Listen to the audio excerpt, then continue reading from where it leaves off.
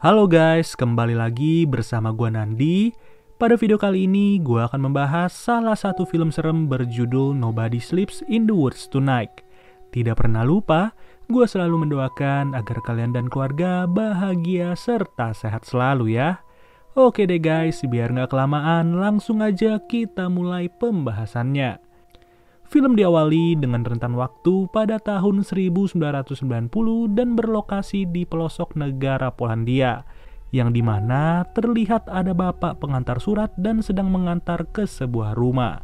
Ketika masuk, ia merasa tidak ada yang salah sama sekali sampai dimana bapak itu melihat seorang wanita yang sedang membilas baju dan cuciannya sudah dipenuhi lumuran darah.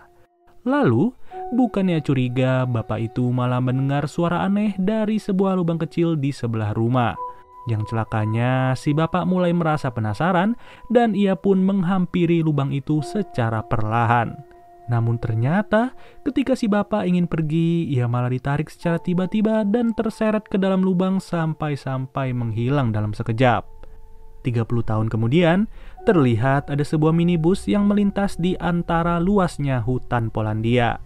Kalau dilihat-lihat sih, sepertinya bus ini sedang membawa rombongan orang yang akan berkemah di suatu tempat.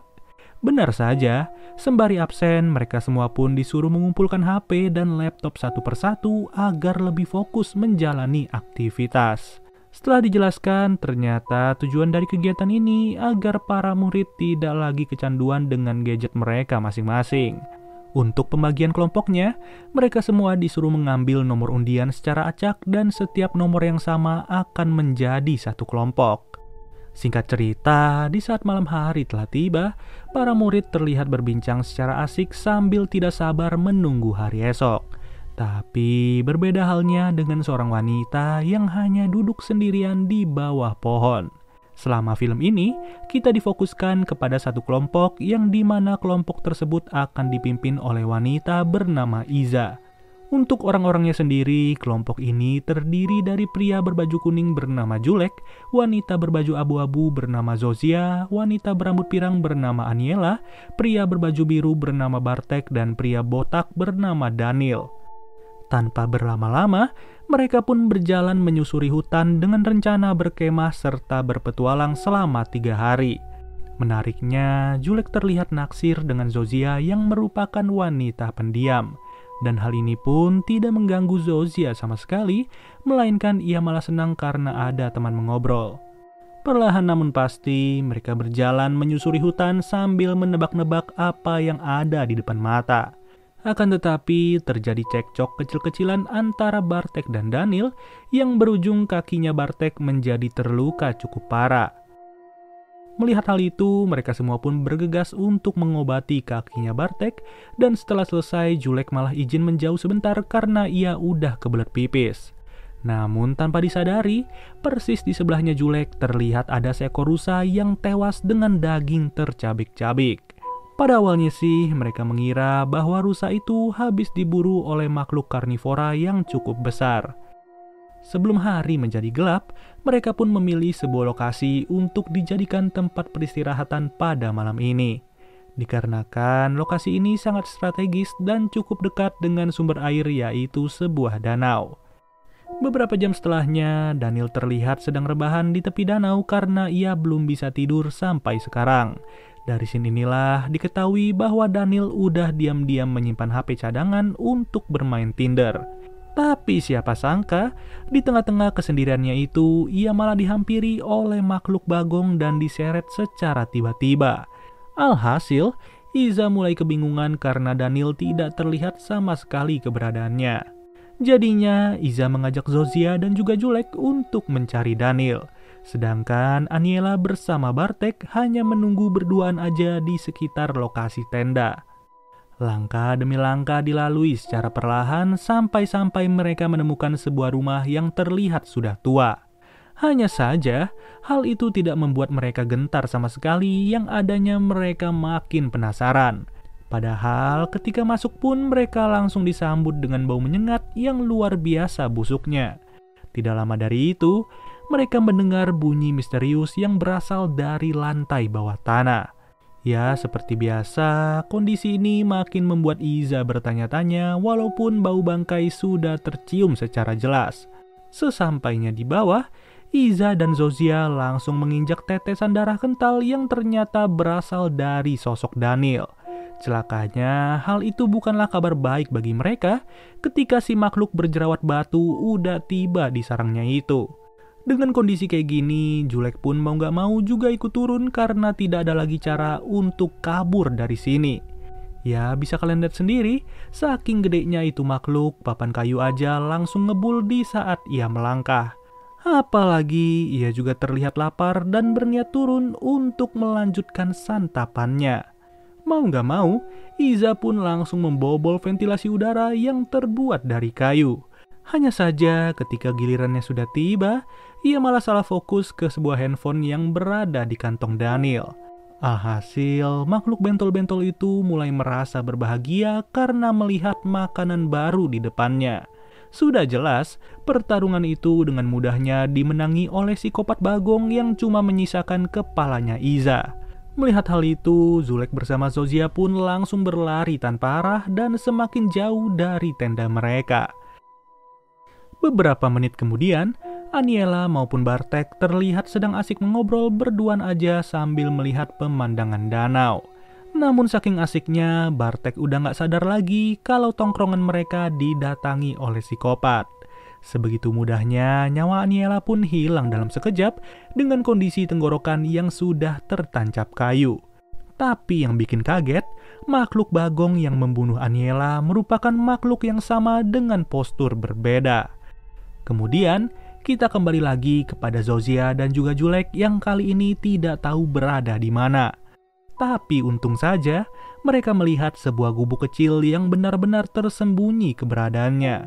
Mereka juga tidak menduga bahwa masih ada penghuni di gubuk tersebut walaupun tingkah lakunya patut dicurigai. Tanpa basa-basi, Zozia bercerita kepada kakek misterius bahwa mereka sedang diburu oleh makhluk bertubuh besar. Hal yang sama pun juga berlaku kepada Bartek, yang dimana ia tidak sengaja menemukan sebuah gereja dan terdapat mobil di halamannya. Kabar baiknya, ia pun disambut dengan ramah oleh seorang pastor meskipun keadaannya sedang tergesa-gesa. Apalagi pastor itu juga menawarkan sebuah telepon yang sayangnya tidak ada sinyal sama sekali. Tapi ternyata si pastor langsung menghajar Bartek sampai-sampai ia tidak sadarkan diri. Saat terbangun, Bartek pun sudah berada dalam posisi disekap dan juga diikat oleh pastor itu. Entah apa alasannya, yang jelas si pastor langsung bergegas keluar karena ia mendengar suara yang cukup berisik. Setelah dilihat lebih jelas, ternyata suara itu berasal dari sebuah mesin penggiling kayu. Naasnya, pastor tersebut harus dikejutkan dengan kehadiran salah satu psikopat yang dimana kedua bola matanya mulai dicolok sampai jebol. Tidak sampai di situ, ia juga dimasukkan ke dalam mesin penggiling kayu sampai-sampai tubuhnya hancur tidak tersisa. Satu-satunya hal yang bisa dilakukan oleh Bartek setelah mendengar suara teriakan adalah kabur melarikan diri. Tapi ia pun harus bersembunyi di dalam sebuah lemari karena psikopat itu sudah masuk ke dalam gereja. Dan lagi-lagi, bukannya Bartek berhasil selamat, melainkan keberadaannya sudah diketahui oleh makhluk itu. Di lain situasi, kakek tua yang dihampiri oleh Zozia dan juga Julek pun mulai bercerita. Ia berkata bahwa dirinya pernah menjadi korban dari makhluk itu yang membuat kedua kakinya hancur tanpa berbentuk. Di titik inilah si kakek memberitahu Julek maupun Zozia kalau psikopat itu ada dua orang. Lebih tepatnya, dua orang kembar yang dulunya merupakan anak-anak baik dan juga nurut kepada ibunya. Namun naas, semua itu berubah di saat mereka menemukan sebuah batu misterius di tengah hutan. Karena penasaran, batu itu pun dibawa pulang oleh mereka dan disimpan di kolong ranjang. Tapi tiba-tiba, kedua anak itu langsung dipengaruhi oleh hawa sihir yang begitu gelap dan juga sadis. Celakanya, si ibu malah baru sadar di saat pagi hari ketika ia melihat kedua anaknya lagi gadoin anjing peliharaan mereka. Udah gak kebayang sih kayak gimana, ibu itu pun syok dalam sekejap melihat tingkah laku kedua anaknya. Bahkan, ia hanya bisa berburu rusa hutan untuk diberikan kepada anak-anaknya selama puluhan tahun. Sampai suatu hari, si ibu yang ingin memberi makan malah terpeleset dan terjatuh ke dalam lubang. Yang dimana hal itu juga menjadi pertanda buruk karena kedua anaknya sudah membabi buta dan berhasil kabur dari ruang bawah tanah. Setelah mendengar cerita itu, Zozia pun bergegas mengajak Julek untuk kembali ke rumah psikopat. Dengan tujuan mereka akan berusaha mengambil handphonenya Daniel dan meminta pertolongan. Tapi yang bikin bahaya, psikopat itu terlihat lagi berada di dalam rumah dan sedang memakan tangannya Daniel secara mentah-mentah. Hal itu pun diketahui oleh Zozia maupun Julek, yang hebatnya Julek berencana memancing psikopat Bagong dengan suara berisik. Apabila psikopat itu berhasil keluar dari rumah, maka momen tersebut akan dimanfaatkan oleh Zozia. Namun ternyata, psikopat itu tidaklah bodoh dan ia mengetahui Zozia yang sudah berhasil masuk serta mengambil handphone Daniel. Beruntungnya, Julek juga menyadari hal tersebut dan ia mengganggu makhluk itu sampai emosi. Luar biasanya, tanpa menggunakan senjata sama sekali, psikopat Bagong malah masih aja memakan lidahnya Julek secara utuh. Waktu demi waktu berganti dengan cepat dan Zozia baru sadar dari pingsannya. Seketika itu pun, Zozia yang menyimpan handphonenya Daniel langsung mengambil potongan tangan untuk membuka fingerprint. Tapi yang bikin kesel, baru saja terbuka, handphone itu malah langsung mati karena udah lowbat parah. Apalagi kondisi Julek udah gak bisa ngomong sama sekali dengan lidah yang tidak terlihat bentuknya. Di dalam rumah yang sama, kedua psikopat kembar terlihat lagi nyantai dan bersiap istirahat sejenak. Kalau kayak begini situasinya, kecil kemungkinan bagi Zozia untuk bisa kabur dari rumah ini. Satu-satunya hal yang bisa diandalkan oleh Zozia adalah dengan menggunakan golok yang berada di ruang bawah tanah. Alhasil, ia pun beranjak naik secara perlahan sambil mengendap-endap untuk membunuh psikopat berjerawat batu. Untung saja Zozia melakukan rencana itu dengan mulus dan ia pun langsung berlari sekencang-kencangnya dari rumah tersebut. Sampai pada akhirnya, ia pun menghampiri seorang polisi yang kebetulan sedang patroli di wilayah itu. Tapi baru saja pergi beberapa ratus meter, si polisi malah berhenti karena melihat psikopat itu sedang terkapar di tengah jalan. Ya mau gak mau, kalian bisa lihat sendiri bagaimana psikopat tersebut langsung membelah dua tubuh polisi itu. Melihat hal itu, Zozia pun udah gak mau lagi menunggu lama dan ia pun langsung mengambil alih kemudi untuk kabur sejauh-jauhnya. Awalnya sih ada sedikit kendala untuk menghidupkan mesin, namun untungnya hal itu bisa diatasi dan Zozia pun kabur dengan selamat. Hanya saja di momen ini Zozia tidaklah benar-benar kabur, melainkan ia ingin melindas makhluk itu berkali-kali sampai puas. Emang bener-bener ya, padahal situasinya udah bisa kabur tapi masih aja banyak gaya. Yang bikin gue takjub, psikopat itu tidaklah tewas sama sekali, melainkan ia sudah siap untuk berburu mangsa kesekian kalinya. Pada intinya sih, film ini berhasil bikin gue deg-degan pas lagi nonton sendirian aja. Dan jujur ya, gue berharap semoga ada sequel lanjutan untuk film ini biar kita bisa lihat aksi dari makhluk bentol-bentol. Oke deh guys, mungkin segini aja pembahasan dari film Nobody Sleeps in the Woods Tonight.